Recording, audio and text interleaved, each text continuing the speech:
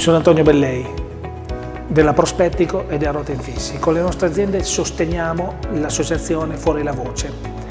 È un'associazione che si occupa di portare all'attenzione delle persone del problema molto importante della violenza sulle donne e del bullismo. Perché? Perché noi da sempre facciamo serramenti, da sempre ci occupiamo di proteggere la famiglia da tutto quello che c'è fuori.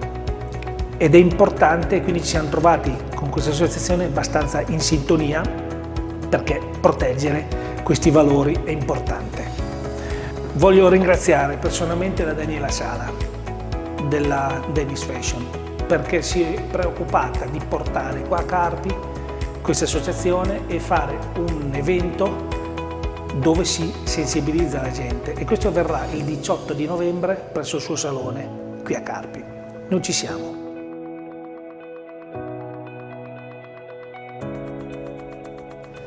Fuori la voce.